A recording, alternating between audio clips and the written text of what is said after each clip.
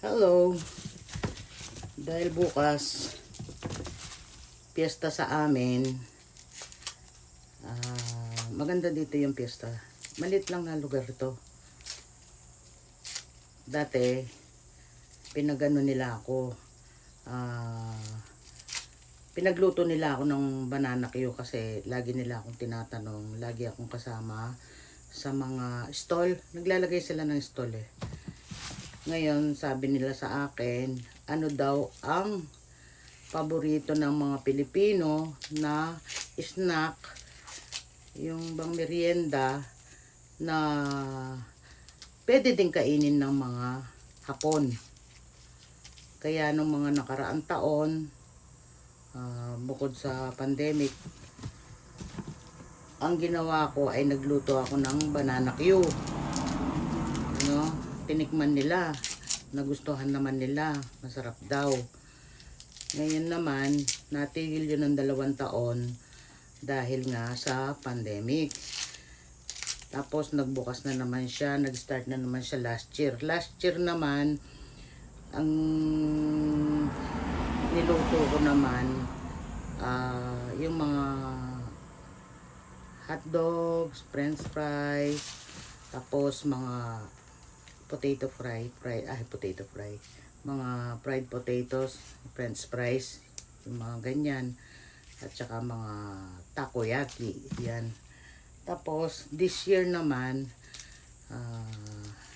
kasi pag dito, pag nagluto na naman ako ng banana Q, minsan mag-order ka, hindi mo alam kung hinog na ba yung saging o hindi pa na darating sa'yo, no? Kasi pag sobrang hinog naman, baka hindi umabot sa sa piyesta, sa araw ng piyesta, baka masira lang. Kaya iniba ko na lang ang ginawa ko ngayon, kaya marami akong binabalatan na bawang dahil magluluto ako ng adobong mani. Kasi kahit na nagluluto ako ng banana Q, nagluluto pa rin ako ng bukod nito sa bahay. Nagdadala ako for lang, para yung mga nasa mga stall, alam nyo naman yung iba nagiinom nga, mahilig sa puluts. Kaya dinadalan ko sila o pinaglulutuan ko sila ng adobong mani. Nagustuhan nila. May mga Hapon nga dito na nagpaturo sa akin paanong iluto yung adobong mani. Kasi nagtatanim nga sila ng adobong mani, ng mga mani. O kaya dadalhin nila dito, paluluto nila sa akin. Tapos ayun, edi kasi siyempre natitikman na nila yung sariling atin, yung Pinoy Eats.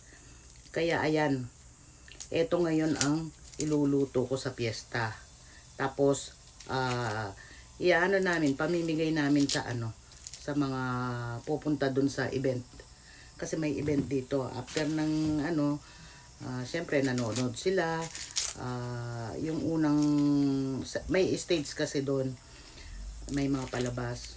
Yung mga bata, minsan mayroon silang mga palaro.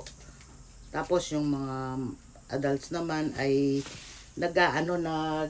nagkakantahan, may mga karaoke, yan.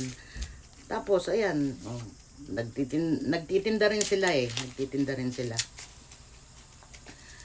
tapos pagdating na ng alas 8 or hindi, 7 siguro, mga ganon, may fireworks.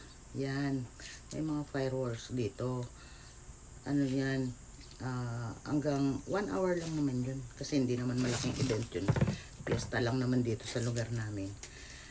Kaya, pagdating na ng alas 8, alas 9, mga ganyan, ligpitan na.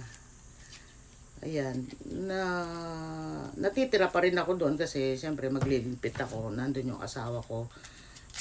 Kami lang dalawa. Tapos ayan, tutulungan ko sila magligpit hanggang kinabukasan yun. Kasi liligpitin namin yung mga tent. May mga nakalagay kasing mga tent doon.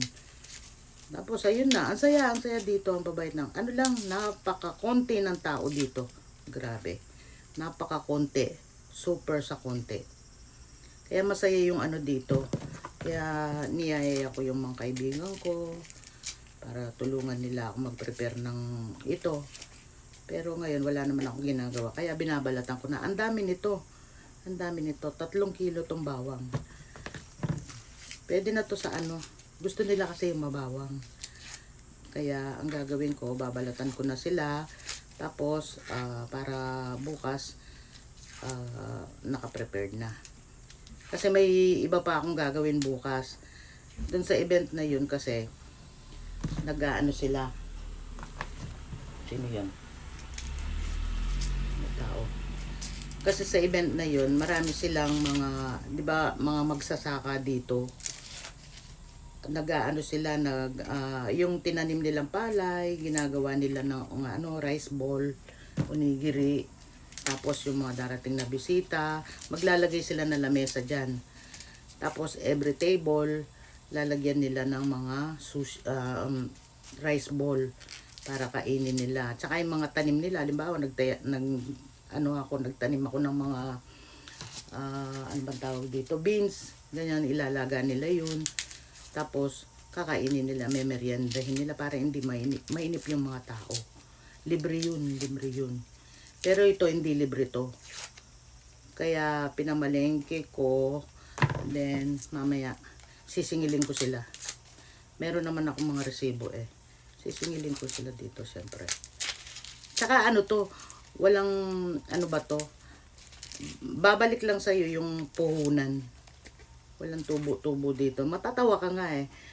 Yung tinitinda nila, imbis na tutubo sila eh. Paano eh.